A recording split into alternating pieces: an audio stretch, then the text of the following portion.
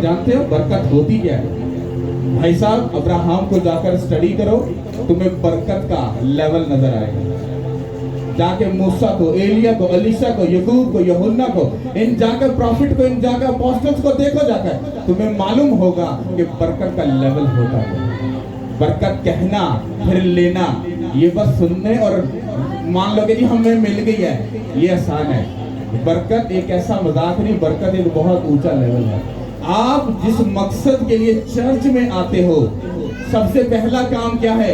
आप उसका वचन सुनते हो, फिर इस बहन की बात आप उसको सुनकर फिर आप उसको सीखते हो, फिर उस पर अमल करते हो, फिर उन अमलों और कर्मों के सबब से तुमको बरकत मिलती है। कैसी? एक शैतान ने तुम्हारी खिड़की को घुमा दिया, तुम्हें एंड वाली जगह में ले गया, हाँ, तो पिछली कौन पूरी करेगा?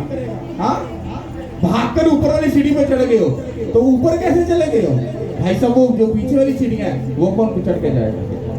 जब आपने सीढ़ियां चढ़कर आपने प्रैक्टिकल सीखा है, आपको मालूम होगा मैं कितनी ऊंचाई पर जा रहा हूं।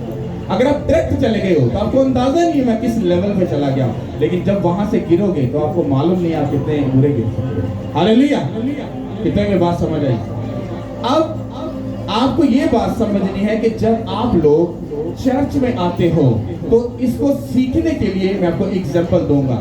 आप अपने बच्चे को स्कूल भेजते हो एक आस लगाकर, उम्मीद लगाकर, हाय मेरे बच्चे का फ्यूचर ब्लेस्ड हो जाएगा, हाँ मेरा बच्चा अच्छी एजुकेशन हासिल करेगा, मेरे बच्चे का फ्यूचर बन जाएगा, वो अच्छी जॉब पर लग जाएगा, वो अच्छी तरबियत हासिल कर लेगा, वो अच्छी चीजों में इंक्लूड हो जाएगा, उसका एक मेयार बन जाएगा। इतनी सारी ख्वाहिशातें तुम लेकर उस बच्चे के साथ जोड़कर उसको स्कूल में भेजते हो कि तुम्हें ये सब गुड न्यूज मिलेगी, लेकिन आपको वो गुड न्यूज मिलनी या ना मिलनी वो आपके हाथ में नहीं है, वो किसके हाथ में है?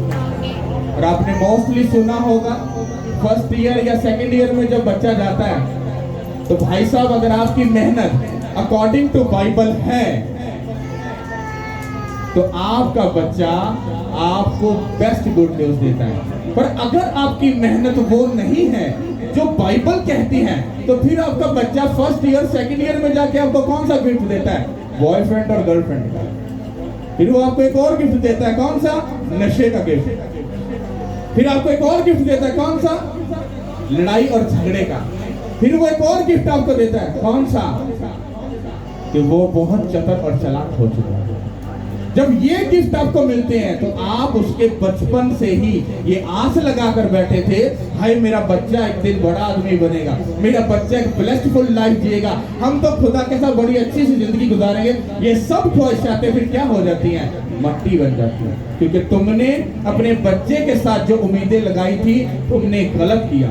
तुम्हें उस बच्चे के साथ उम्मीद नहीं लगानी थी, तुम्हें उस खुदा के ऊपर भरोसा रखना था। उसके ऊपर भरोसा रख के उसके साथ चल के अपने अमलों और कर्मों के साथ अपने बच्चों के ऊपर फिर भरोसा रखते, वो तुम्हें अच्छे रिजल्ट के साथ वापस मिलेगा। हालेलुया! अब सेम कंडीशन ये है कि जब आप लोग भी, जब आपके खुदा ने आपको पैदा किया, आपको इस जमीन पर भेजा, तो वो भी ये चाहता था, वो भी आपको सुबह सुबह अर्ली मॉर्निंग उठाता था, चल मेरी बेटी उठ जा, तुझे आत्मिक स्कूल में जाना बड़ा जरूरी है, चल मेरे बेटे उठ जा, तुझे आत्मिक क्लास को अटेंड करना बड़ा जरूरी है। हाँ, फिर वो आपके मन में डालता है कि मेरी बेटी मेरे बेटे उठ, तुझे वर्शिप, आत्मिक वर्शिप करना ये तेरे लिए बड़ी जरूरी है।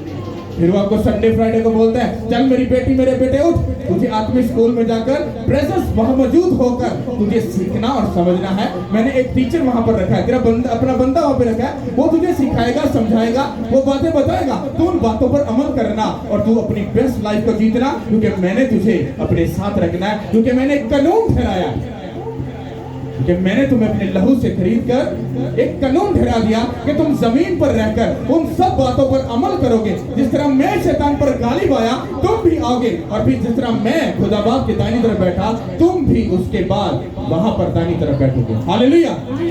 कितनों को समझ आ रही है? अब आते हम बड़े बड़े अपने जो बड़े सियाने जो समझदार हैं उस पे आते हैं। तो बड़े जो हैं भाई साहब, संडे फ्राइडे को उनका बड़ा जी वो चौधरी अपने अपने रिश्तेदारों में, तो वो बड़े अपने यहाँ में बने फिरते हैं। ओ यार मेरे अपने खानदान सब तो बड़ा वा, ओ भाजी मेरा तो जान तो बगैर तो फैसला नहीं होना। हाँ, तो वो ऐसे चक्करों में फंस कर तो संडे को फोन आ जाता, भाई साहब अगर आप ना आए तो बड़ा स्यापा पड़ जाएगा। अरे भाई मुझे चर्च जाना है। यार वो चर्च आप हर रोज जाते हो, ये भी तो खुदा का काम है ना, आप किसी का इंसाफ कर रहे हैं। इमोशनल चक्करों के साथ वो आपको फंसाकर, वो आपको आत्मिक स्कूल से छुट्टी करवाकर आपको एक शैतानी स्कूल में लेकर जाते हैं, जहां पर आप धोखा खाते हो और आपकी लाइफ का क्या होता है, लॉस होता है। हालेलुया। अब हमारे बड़े ऐसे हैं जिन्होंने आत्मिक स्कूल में भाई एडमिशन ही नहीं लिया, वो गए नहीं है, पर नाम के क्या है, पीटर। क्या? पीटर जोसेफ मसीह। हाँ वो मसीह काम कौन से? यहूदा अस्करियोती वाले। हालेलुया।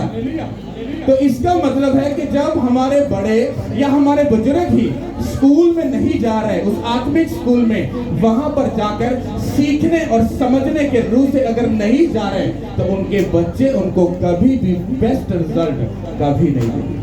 कितनों के बात समझ आई कि कोई नहीं आई?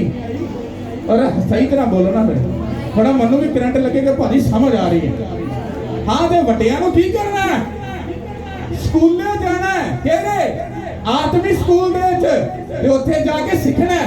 पास्टर जी मैं ते पढ़िया नहीं, मनु ते प्रेयर नहीं करनी आती, गाला करनी आती है, फिर वो तो पास्टर जी फिर आ ही जाती है ते भरावा, जे वो आ जांदियां ने फिर तेनू बाइबल भी समझ आ जानी चाहिए। हालेलुया। तो आप जब उस स्पिरिचुअल स्कूल में जाते हो तो भाई की बात पूरी होती है, आपका टीचर आपको स्पिरिचुअल बाइबल में से वो आपको सबक देता है। फिर ये बहन की बात होती है, फिर आप उसको समझते हो। जो अच्छे बच्चे होते हैं वो घर जाते हैं, फिर उनके माँ बाप उनको एकेडमी भेजते हैं, फिर जब वो घर आते हैं वो शाम को सोने से पहले फिर पढ़ते हैं, और फिर सबक जब अच्छे से याद होता है फिर वो जाकर अपने टीचर को अच्छे से सबक सुनाते भी हैं और उसको पूरा काम करके दिखाते हैं। और टीचर उनको क्या बोलता है, वेरी गुड। मदर और मामा को, पापा और मामा को बोलना, वेरी गुड, तुम बड़ी अच्छी मेहनत कर रहे हो, इस पे और मेहनत करो, ये और अच्छा रिजल्ट देगा। लेकिन आप लोग जब इस स्कूल में आते हो, आप आकर जब आपको बाइबल के वर्ड दिए जाते हैं तो आप उनको उस पीठ के पीछे फेंक देते हो। फिर आप कहते हो, पास्टर जी इतनी देर तो चर्च आ रहे हैं, शफा नहीं मिलती भाई, पास्टर जी चर्च आए हैं इतनी देर हो गई है, अब काम नहीं सीधा होंदा पे, पढ़े बाइबल पढ़ी, पास्टर जी टाइम नहीं लगता, प्रेयर कीती, पास्टर जी प्रेयर करने ते नींदियां छपकी आंदियां, पहने रोजा रखिया, मास्टर जी रोजा रख लेना, तेरा दर्द भी शुरू हो जाती, बीपी लो हो जाता। अच्छा गुनाह तो कितना कि तू मास्टर जी इंसान ते गलती का पुतला, फिर गुनाह हो ही जाता। सारियां गल्लां दे तुसी अंगेस चले गए। ये बाइबल दी दसियां गल्लां ने कि जे तू प्रेयर करेगा ते कंधा तू मेरे मसे ना पड़ेगा, कंधा जे तू फास्टिंग करेगा, कंधा तू मेरी नजदीकी नु हासिल करेगा, कहता जी तो तू वचन पढ़ेगा, कहता तू मेरे दिल दी गल्लां नु समझेगा, कहता जे तू गुनाह तो दूर रहेगा, कहता फिर मैं तेरी जिंदगी चलाऊंगा, मैं सुकून करांगा यीशु के नाम के वसीला से। और जेड़ा खुदा ਤੁਹਾਡੇ ਜੇ ਸਕੂਨ ਲੱਭਦਾ ਪਿਆ, सोचो तुसी किन्ने परफेक्ट ते अच्छे हो, जेड़ा ਤੁਹਾਡੇ ਜਾ ਕੇ ਸਕੂਨ ਲੈਣਾ ਚਾਹੁੰਦਾ ਹੈ, ਤੇ ਤੁਸੀਂ ਆ ਕੇ ਕੀ ਕਹਿੰਦੇ ਹੋ, ਪਾਸਟਰ जी बहुत डिप्रेशन चल रहा है, मैं बहुत परेशान है। ओ भाई बाइबल भी ये कह रही है, तो यीशु मसीह ने कहा कि अगर तुम उसके हुक्मों पर अमल करते हो, उसको मोहब्बत करते हो, उसके हुक्मों पर अमल करते हो, तो कहता बाप तुमसे मोहब्बत करेगा, कहता फिर हम दोनों तुम्हारे पास आएंगे और तुम्हारे साथ क्या करेंगे। और तुम आप भी डिप्रेशन से फसे, थोड़ी आपकी रसौलियां ते डिप्रेशन ते गाना ते क्लेश, वो सारिया चीज़ां ते विच ने, ते फिर वो तुम्हारी जिंदगी जाके सुकून किंज कर सकता है। जो खुदा ये बोल रहा है कि बाप और मैं हम दोनों तुम्हारे पास आकर सुकून करेंगे, सोचो तुम कितने ब्यूटीफुल उसका मकसद हो।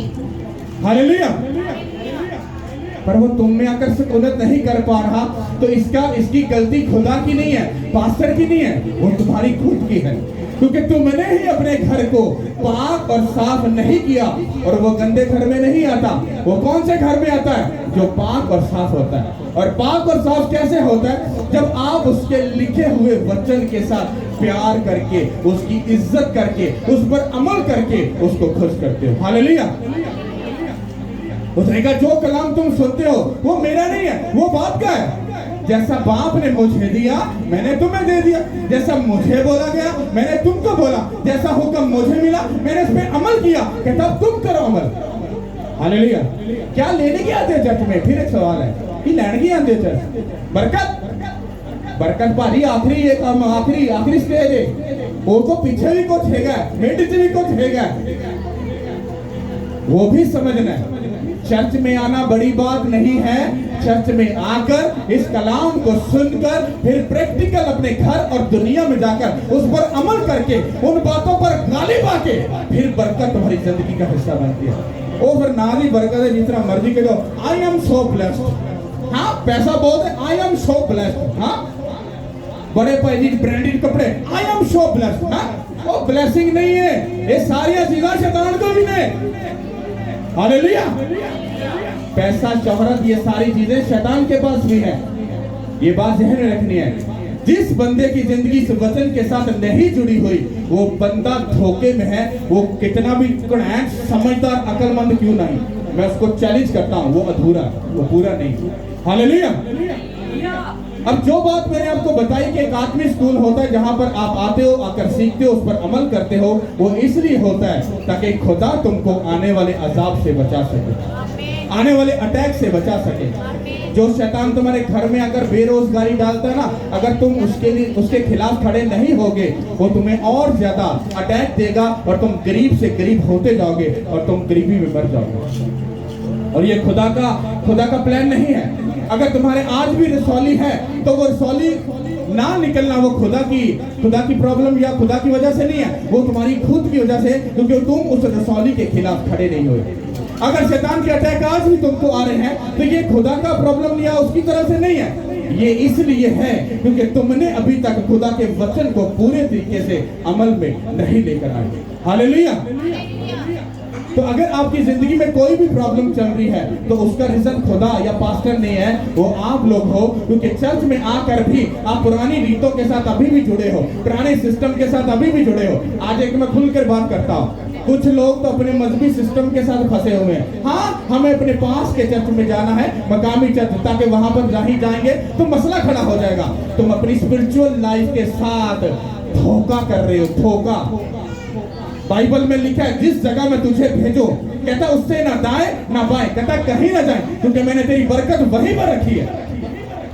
लोग धोखे में हैं, पता कौन से? हाँ जिदों से मर जाएंगे, हटा जनाया कौन पड़ेगा? हाँ साढ़े जो शादी आएगी साढ़ा नकाह कौन पड़ेगा? अरे मरने के लिए, नकाह करने के लिए तुम अपनी जिंदगी स्पिरिचुअल लाइफ के साथ खेल क्या दोगे? ऐसा मत करो, ये धोखा है। क्योंकि जब हमारे स्पिरिचुअल फादर ये बताते, कहते कि अगर तुम्हें जिंदा चर्च 100 किलोमीटर भी अगर दूर मिले, कहता सब चीजें छोड़ दो, पूरा हफ्ता उसके लिए किराया इकट्ठा करो और फिर जब टाइम आए उस दिन फिर वो 100 किलो का जो टाइम है, वो रास्ता है, उसको पूरा करके वो वहां पर जाओ और देख मैं तेरी बरकत के लेवल को कैसे बढ़ाऊं। हालेलुया। तो अपने सिस्टम से बाहर आओ।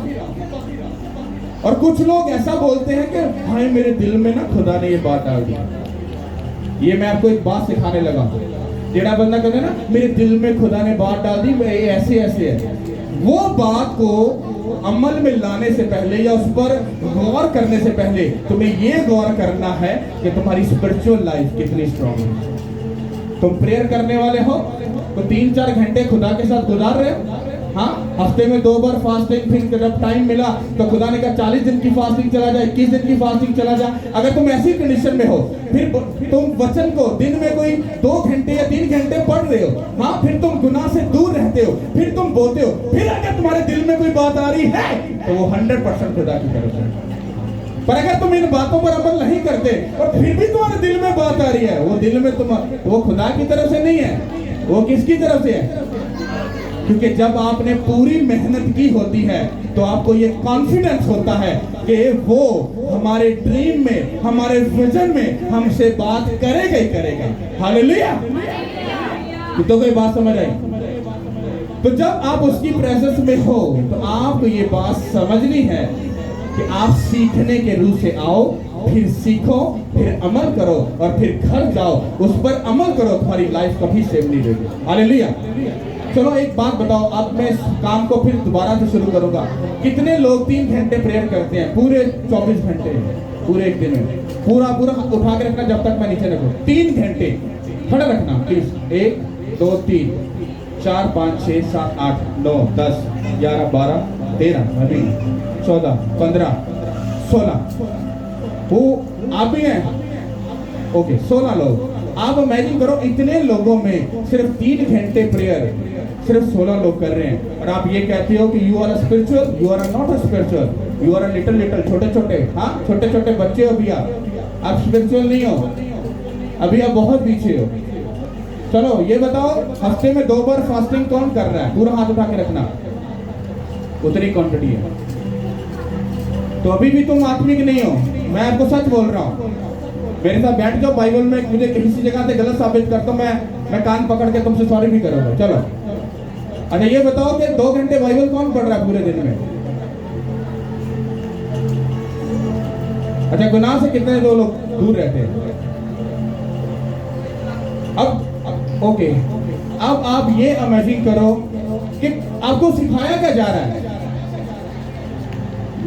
मेरे आत्मिक पिता वो 7 समुंदर पार रन देने, वो बात मुंह से बोले कि मेरी जिंदगी च पत्थर ते लकीर हो जाती है। मैं उन्होंने फिजिकल लोगों को फॉलो नहीं करता, मैं उन्होंने बातन च जाके उन्होंने भागना, उनकी बात को पकड़कर जब मैं उस पर अमल करता हूं, आप बिलीव करो रियल मतलब खून अखा जो नहीं आ रहा, लेकिन नक दियां लकीरां निकल रही हैं। लोग कहते हैं हम पास्टर जी को फॉलो करते हैं, हम पास्टर जी को बहुत सुनते हैं। मेरी बहन और मेरे भाई, अगर तुम उसको सुनते हो, अगर तुम उनको फॉलो करते हो, तो उनकी पूरी इंस्ट्रक्शन को फॉलो करो।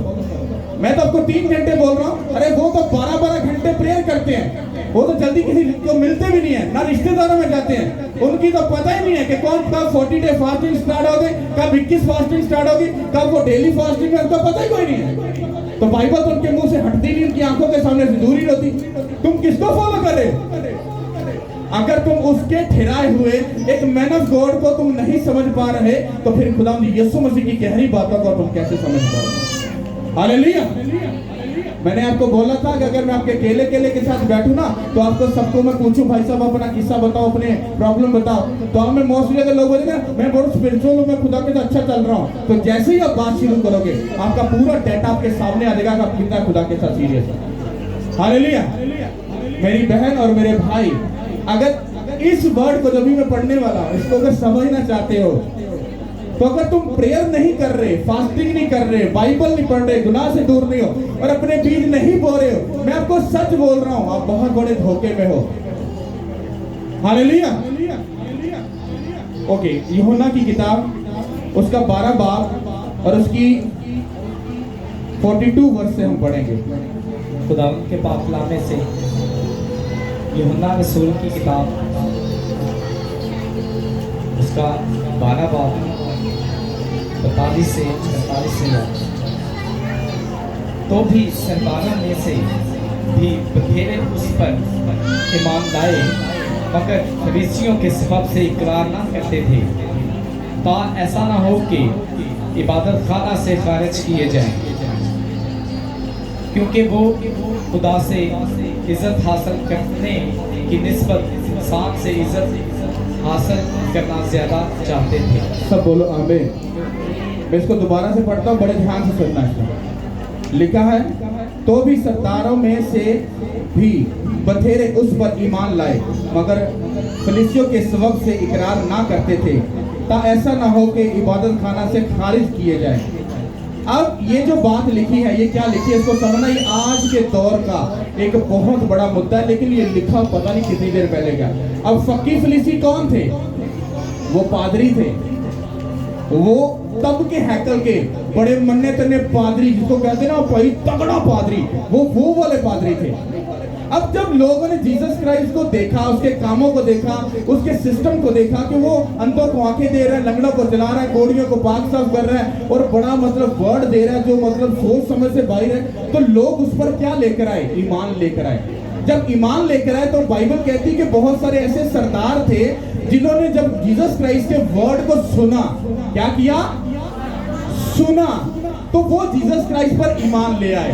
पर लिखा है कि वो जो फकीर फरीसी थे उनकी वजह से वो उसका इकरार उनके सामने नहीं करते थे। कहते ता ऐसा ना हो कि वो हमें चर्च में से खारिज करके हमारी सीट को हमसे छीन ले। इसका मतलब समझते हो? अब होता क्या है, चर्चिज में अक्सर ऐसा होता है, लोगों को बड़ी बड़ी सीटें दी जाती हैं, उनको ओहदे दिए जाते हैं, काम दिए जाते हैं, सिस्टम दिए जाते हैं, तो वो सब आते तो हैं, कलाम तो सुनते हैं, अमल तो करते हैं, वो सब कुछ करते हैं, लेकिन वो जीसस क्राइस्ट को अपने बातन से कबूल नहीं करते, क्योंकि वो खुदा से इज्जत हासिल करने की बजाय वो अपने पादरियों से, वो अपने चर्च के मेंटर से या कलीसिया से इज्जत पाना ज्यादा पसंद करते हैं। कितनों को मेरी बात समझ आ रही है? ਜਿਹੜੇ समझदार ने ना, जिन्होंने पता मैं की बोल रहे हैं, उन्होंने बड़े अच्छे का समझ आ रही मैं की कह रहे हैं। अगर चर्च में तुम इज्जत लेने के लिए आते हो तो तुम इंसान से इज्जत चाहते हो, तुम उस खुदा से इज्जत नहीं चाहते। मैंने अपनी पूरी लाइफ की जितनी खिदमत मैंने की है, मैंने चर्च में अपने उस्ताद से, अपने पादरी से, उसके बच्चों से भी मैं बेइज्जत और शर्मिंदा हुआ। मैं सच बोल रहा हूँ। मेरे पास्टर की जो बेटा था वो टीने छोटा सा था, और वो जब चाहता था वो बेइज्जती कर देता था। हम चुप रहते थे, वो कहते थे, दिल में ये कहते थे कि यार पादरी ने अपने बच्चे को की तालीम दी थी। तो हम अपने पास्टर से भी उस बात को डरते मारे शेयर नहीं करते थे कि पास्टर कहीं हमसे कोई ऐसी बात ना कर दे।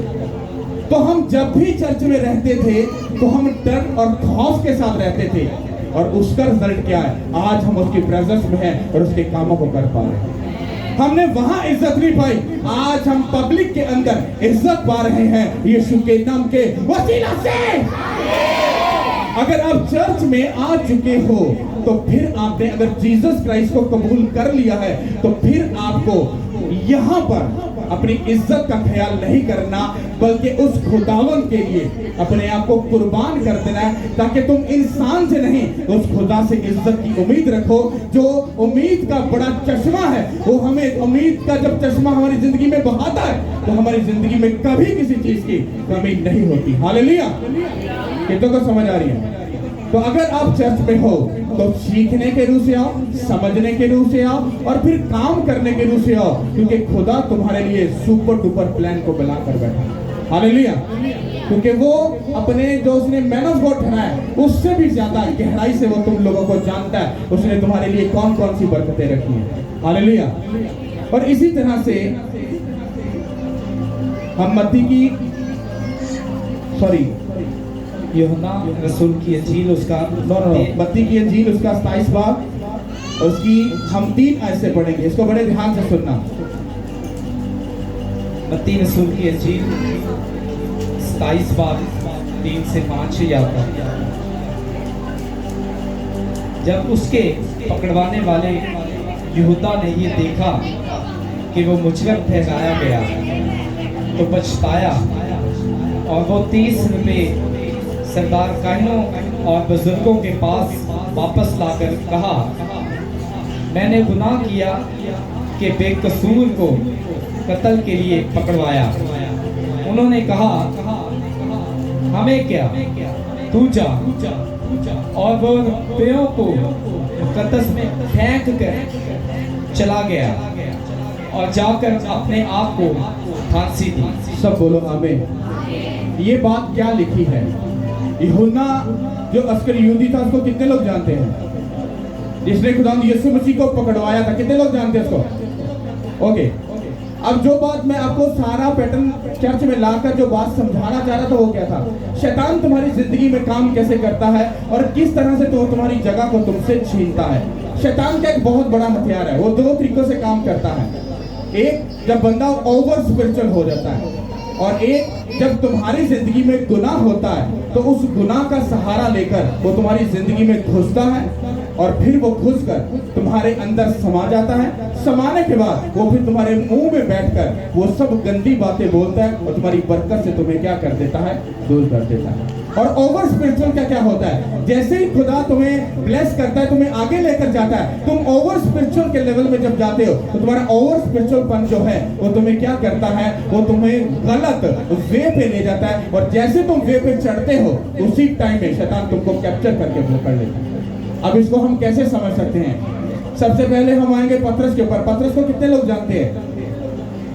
खुदा यीशु मसीह ने पतरस को कहा कि पतरस मैं तुझ पर क्या बनाऊंगा, क्या बनाऊंगा? उसने कहा मैं तेरे ऊपर कलीसिया बनाऊंगा। पतरस हैप्पी, भाई जी क्या बात है, हम ते भाई जी आप सारे गिरदना तगड़े हो गए, मैं बल्ले बल्ले होगी। लाइक जैसे मैं पास्टर जुल्फकार को बोलता हूँ, पास्टर जी जो मैं मुल्क चेठे ना हुआ तो तुसी भाजी पिछो पूरा कंट्रोल और भाई जुल्फकार हाँ ते भाई जुल्फकार पूरा बब्बर शेर बन के फिरेगा, पूरी फन्ने का ही होएगा। भाई जुल्फकार उत्थे खलोते एक एहो जिहा रिएक्ट करदे ने ते उसे टाइम ही हजे मैं गया नहीं, ओए पास्टर अपने बिहेवियर को बेस्ट कर, अच्छा कर। क्यों? क्योंकि लोग अगर मेरी इज्जत और मुझे प्यार करते हैं तो वो मेरे रोब से या मेरी अकड़ और ड्रामों से नहीं करते, मैं उनको प्यार भी करता हूँ और छड़ी से उनकी तंबी भी करता हूँ। ओके, रूह और अकल के साथ कलीसिया को संभाल के रखना। ऐसा ना हो कि तूने भेड़ों को तितर बितर कर दे, उसको समझ आ गई हाँ कि मैं थोड़ा सा ज्यादा ही ओवर हो गया। समझ आ रही कि नहीं आई? समझ आई कि नहीं आई? आ गई। ओके, अब हम आते हैं यूहन्ना अस्करियोती जो है। बाइबल ये कहती है कि जब वो टेबल पर बैठा था तो खुदा यीशु मसीह ने कहा कि मेरे पकड़वाने वाला इधर ही बैठा है। वो सब एक दूसरे की तरफ देखने शुरू हो गए, अरे कौन है कौन है कौन है?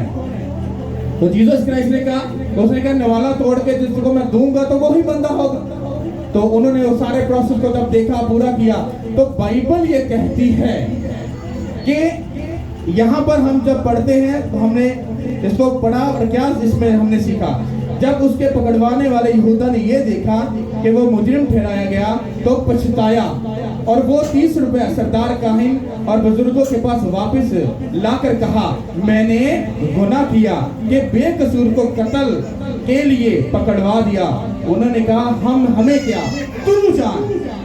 और आगे लिखा है और वो रुपए को मुकद्दस में फेंक कर चला गया और जाकर अपने आप को क्या किया, क्या किया, क्या किया? अच्छा, फांसी दे दी। Okay okay okay. अब हम यूहन्ना की किताब उसका 13 बाब और उसकी 2 आयत से पढ़ेंगे।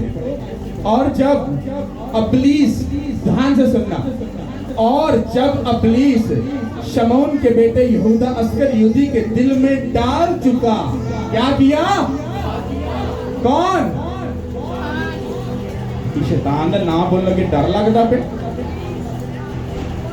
फिर बोलता हूं, और जब शैतान अबलीस शमून के बेटे यूहन्ना अस्करियोती के दिल में डाल चुका, क्या कर चुका? डाल चुका कि हुण काका उठ जा ते जाके ना आ जड़ा बड़ा फिरदा ना इनू जाके की कर, फड़वा दे। तो यहूदा अस्करियोती ने जीसस क्राइस्ट के खिलाफ अंकेश जब हुआ तो क्या वो अपनी मर्जी से हो गया? किसने यूज किया उसको? किसने किया? किन्ने दिल च गल पाई? कौन अंदर समाया? और तुम ही सोच लो, यीशु मसीह दे कोल रहने वाला उनका चेला, स्पिरिचुअल चेला चुनिया होया, जे ओदे दिल च गल पा के शैतान अंदर च समा सकता है और खुदा दे अंकेश लेके जा सकता है, और तुसी ते किसे खाते कि नहीं? तो अड्डे दिल च किथों गल पाएगा, कोई अंदाजा हैगा? प्रेयर पास्टर जी 15 मिनट प्रेयर अपनी फास्टिंग, पास्टर जी बीपी लो हो जाता है। बाइबल पास्टर जी वचन पढ़ने ना ते नींद बड़ी आ जाती है। हाँ, फिर आके ना पास्टर जी मेरे दिल में खुदा ने ऐसा डाला कि मुझे ऐसा कर देना चाहिए। भाई साहब, वो खुदा ने नहीं डाला, वो शैतान ने डाला था ताकि तू गलत डिसीजन ले, और गलत डिसीजन लेने के साथ तेरी क्या हो, लाइफ डिस्ट्रॉय हो जाए। हालेलुया। तो पतरस ने क्या किया? बाइबल कहती कि जब पतरस को कहा कि मैं तुझ पर कलीसिया बनाऊंगा, तो बाइबल ये कहती है पतरस जीसस क्राइस्ट को अलग ले गए, कहते खुदावन तू टेंशन न ले, फकी फिलिस्तीन दी ऐसी थी तैसी तेरे ते हाथ बाजे। तो बाइबल कहती है जीसस क्राइस्ट ने गुस्सा किया और ऐसे पलट गया, ओए शैतान मुझसे दूर रहो, क्योंकि तू मेरे लिए ठोकर का बायस है, क्योंकि तू कलाम के लिखे हुए कलाम के वचनों के खिलाफ जा है।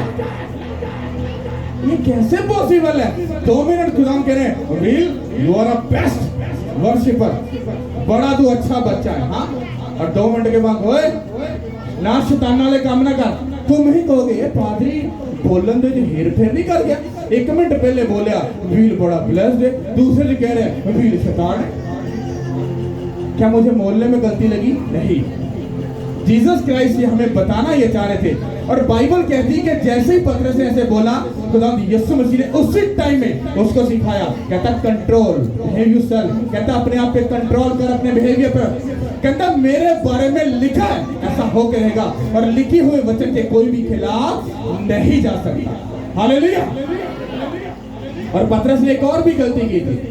कितने लोगों को मालूम है कि पतरस ने 3 बार जीसस क्राइस्ट का इनकार किया था? क्या आपको ये बात मालूम है कि जब उसने 3 बार इनकार किया था तो वो जीसस क्राइस्ट के चेलों में से वो कट कर दिया गया था, वो निकाल दिया गया था। ये लिखा नहीं है, पर गहरी स्टडी ये बताती है कि वो निकाल दिया गया था। फिर वो भर्ती कब हुआ था? जब जीसस क्राइस्ट मर के जी उठे, और जब वो उस नदी के किनारे उनको जाकर मिले, वहां पर जब वो मछली खा रहे थे, तब उसने पतरस से बात की। उसने 3 बार पतरस से कहा था, क्या तू मेरी भेड़ें चराएगा? तो पतरस को ये बात समझ आ गई थी, मैंने पहली बार की तरह अब गलती नहीं करनी। उसे कहा खुदावन तू जानता है पेटा चराऊंगा कि नहीं, तू जानना है। उसे चेतन नहीं बढ़िया ओ चुनाव जी सुनो आप टेंशन ना ले, आप दे भले चक दागे क्रिश्चियन ने यहाँ पर खींच के लाते। उसने उसको समझ आ गई, अब मुझे चतुरपुना नहीं दिखाना, अब मुझे अपने कंट्रोल में। कहता खुदावन तू जानता है, बड़े प्यार से बोला खुदावन तू जानता है। हालेलुया। तो अपने स्पिरिचुअल जो आपका ओवरपन है उसको बैलेंस में रखो, क्योंकि तुम्हें खुदा को खुश करना है, किसी और को नहीं करना। और अगर तुम शैतान के हथियारों को, उसके तरीकों को नहीं समझ पाओगे, वो तुम्हारे साथ कैसे धोखा कर जाएगा तुम्हें मालूम ही नहीं पड़ेगा। सोचो, जीसस क्राइस्ट के पास रहता हुआ एक बंदा जिसके दिल में शैतान ने बात डाली, फिर बाइबल कहती है उसमें समा गया, फिर उसने जीसस क्राइस्ट के 30 रुपए लिए। फिर जब उसको ये बात मालूम हुई कि मैंने क्या किया है, गुनाह किया है, बाइबल कहती वो पछताया, और पछताने के बाद वो पैसा मुकद्दस में जगह पर, वहां पर हैकल में फेंक कर उनके सामने चला गया और जाकर अपने आप को क्या दे दी। तुम इमेजिन करो, जिस शैतान ने जिसको यूज किया फिर उस बेचारे को मार भी दिया। तुम्हारा खुदा जब तुमको यूज करता है तो तुम्हें मार देगा, बल्कि वो ये बोलता है कि मैं तुझे हमेशा की। अब तुम फैसला करो कि यहूदा असगर यहूदी के साथ मिलकर उसके जैसे दिल की बात में डालकर, उसके जैसे चलकर, फिर गलती करके माफी मांगकर बाकी फांसी लेकर तुम्हें मरना है, या कि तुम्हें जीसस क्राइस्ट की बात को मानकर हमेशा की जिंदगी में दाखिल हो रहा है यीशु के नाम के वचन से। हालेलुया। ये तुम लोगों पे डिपेंड करता है कि तुम यहूदा अस्करियोती की बात को पढ़कर भी अगर तुम एक शैतानी जिंदगी जियोगे तो तुम 100% उस हमेशा की जिंदगी में दाखिल नहीं होगे। और यहूदा अस्करियोती का फिजिकल फांसी लेना, आज को हम उसको कैसे उसको मैच कर सकते हैं, जब आप पल पल गरीबी में मरते हो, रसौलियों में, डिप्रेशन में, शैतान के अटैक में मरते हो, तो वो फांसी से कम नहीं है। हालेलुया। अगर यही तुम अपनी जिंदगी खुदा के हाथों में देकर, उसके लिखे हुए वचन को समझकर, उसको गले लगाकर खुदा के साथ सीरियस रहो। जब चर्च में आओ तो सीखने के रूप से आओ, जब आओ सीखो, समझो, फिर घर जाओ, फिर प्रेयर करो, फास्टिंग करो, बाइबल पढ़ो, गुनाह से दूर हो, अपना बेस्ट खुदा को दो। मैं कहता हूँ शैतान कहीं से एंट्री नहीं मारने पाएगा, और तुम जियोगे यीशु के नाम के वसीला से। हालेलुया। तो शैतान कहां से आता है? आपको मालूम है यहूदा की जिंदगी में शैतान कैसे एंटर हुआ था? वो अपनी नेचर और अपनी जात का क्या था? वो चोर है। चंदे दी थैली उनके को होंदी सी, पिछो जिदों बड़ियां ठीक कीता चल होई ते रहिंदा किदे नाल सी? खुदा दी यीशु मसीह दे नाल। आज लोग चर्च में पास्टर के साथ तो होते हैं, बैंड पूरा खींच के बाप बेटे एंटी तरतीब ना सीधा इंज करके इंज जाएंगे पर जी अंदली जाके लीका देखोगे इंज इंज इंज इंज इंज उठियां सीधियां लीका हो गया सीधी लीक एक भी नजर नहीं आएगी हालेलुया तो वो अपनी नेचर अपने अंदर आत्मिक वो चोर था और चोर का जो लकब जो गुनाह था वो यहूदा अस्करियोती की जिंदगी में था इसीलिए शैतान उसकी जिंदगी में आया और पतरस में उसने एंट्री कैसे मारी वो ओवर चला गया इसका मतलब क्या है कि शैतान बिना पूछे बिना आपकी परमिशन वो आपकी जिंदगी में नहीं आ सकता वो आपके घर में पता कब आता है जब आप सब चीजों को हाँ बल्ले बल्ले यीशु मसीह अपना यार है दिल्ली सच्चे एंज भाई एंज मिठियां गल्लां सुटणगे अहीं ते भाई लाडले चहीते ते अंज ते वो ते ये ते घर जाके लाइव देखोगे रोज सुबह सुबह 76 पनीर पकती है क्रिश्चियन लोगों को जाके स्टडी करके देखना तुम्हें मालूम हो जाएगा ये कितनी अच्छी जिंदगी गुजार रहे हैं ते बाहर तुसीं उन्हां दी गल्लां सुन लोगे ते भाई जी ओ जात दी गल करनगे जिन्हें पूरी बाइबल दी थ्योरी सिर्फ इन्हों ने पता है और किसी को कुछ नहीं पता हालेलुया बाइबल कहती है कि एक मसीही बंदा अपने चाल चलन से पहचाना चाहता है कि वो कितना खुदा के साथ सीरियस है हालेलुया तो ओके अब आइए बताओ कि तुमको यहूदा अस्करियोती की तरह पछता कर फांसी लेनी है रोज रोज मरना है या कि तुमको अलीशा की तरह डबल मसा लेना है हाँ अनुवाद नहीं आई नहीं आई अलीशा ने जाके स्टडी कर लो थोड़ा स्टडी कर लो एलिया पास से गुजरा सिर्फ चद्दर टच की कहता बॉस मालिक कहता बस मैं आ रहा हूँ बता मुझे अपने माँ बाप को चूमने लगा मैंने तुझे क्या चल भाजा कहता मैनू तेरे ना की काम कर चल भाजा कहता तू तेनू काम नहीं मैनू काम हैगा मैनू समझ आ गई मैनू की करना क्यों क्योंकि स्पिरिचुअल वो खुदा के साथ है और बाइबल कहती है वो बिजनेसमैन वो वेला निठल्ला नहीं था उसका बिजनेस था और बाइबल कहती है उसने अपनी बैल की सब जोड़ियों को जिबा दिया उसको जो भी इंतजाम करना कर गुर के सब कुछ फिनिश करके सब कुछ खत्म करके वो एलिया के पीछे चला गया आज जब लोग मसीह में आते हैं हाँ तो उन्होंने पीछे भी याद आती है वो भी आता है भाई साहब इस पादरी को देख लो आप पीछे लिए सारिया किस्तियां साड़ छोड़ देती हैं पीछे हम जाना तो डुब के मरना ही है इस करके पीछे जाने की ऑप्शन नहीं है अगे ही जाना भाजी हाँ तो जब एलीशा भी आया था तो पीछे सब कुछ फिनिश करके आया था और जैसे ही वो आगे गया और आगे जाकर बाइबल ये कहती है कि जो एलिया था उसके एक दो स्टूडेंट नहीं थे उसके बहुत ज्यादा स्पिरिचुअल सन डॉटर थे कितने भी बात समझ आ रही पर मसा किन्ने लिता जिन्हें सब कुछ अपना छड़ दिता कुर्बान कर दिता डेडिकेट करता उन्हें क्या है खलो जाते मैं चला कहता ना नास्ता जी ये विआह ही कीता कहता उस खुदा दी कसम ते ताड़ी कहता छड्डांगा नहीं कहता समझदार है आजा पुੱਤ चलिए फिर कहता रोक जरा मैं आना पिया वा ओ उस्ताद जी ये किहड़ी गल कहती ये हो सकदा हाथ धोने होण तुहाडे पैर धोने होण तैनूं रोटी खवानी होए बड़ी सेवा करनी होए ते लीशा हां ते हुण तुसीं कहंदे मैं आना पिया कहता उस्ताद जी ये नहीं हो सकदा कहता खुदा दी कसम तुहाडी कोई छड्डांगा नहीं फिर तीसरी दफा कहता तू रुक जा कहता उस्ताद जी पॉसिबल ही नहीं है कहता अच्छा कहता की चाहना है कहता तेरा दुगना कहता पुੱਤ गल सुन फिर चैलेंज उसके लिए कहता जे तू मैनू जानते हुए देख लेता कहता मसा मिल जाएगा जे नहीं तो फिर सॉरी आतिश रखाते उठाते एलिया को कहता पापा मेरे खुदा देख लेता उसको फिर वो चद्दर फेंकता है हुण को डब्बा पैक करके बोतल भर के मसे दी नहीं देगा आ पुੱਤ मसा ले ले नो जस्ट ओनली चद्दर फेंक के चला गया जब चला गया तो क्या बता के गया कि तुझे मसा मिल गया नहीं मसा ट्रांसफर हो चुका और बाइबल कहती है इसको बड़े ध्यान से समझना बाइबल ये कहती है उसने जैसे अपने आत्मिक पिता को करते हुए देखा उसने क्या किया उसने चद्दर पकड़ी उन्हें कहा धान भाई चद्दर ते आगे लगता कोई कड़ाक होएगा उन्हें कहा चलो आप चलने वो वापिस जब गया आगे नदी आई, उसने एलिया को देखा था, चद्दर घुमा के उसको मारते और खुदा को पुकारते। उसने सेम पैटर्न को इस्तेमाल करके कहा कि ए एलिया के खुदा, अब्राहम याकूब इसहाक के खुदा, कहता तू कहां पर है? चद्दर घुमाई, नदी दो से, जैसे उसने देखा दो से, और निकल प्रभाव मजाक ट्रांसफर हो गया यीशु के नाम से, उसी से।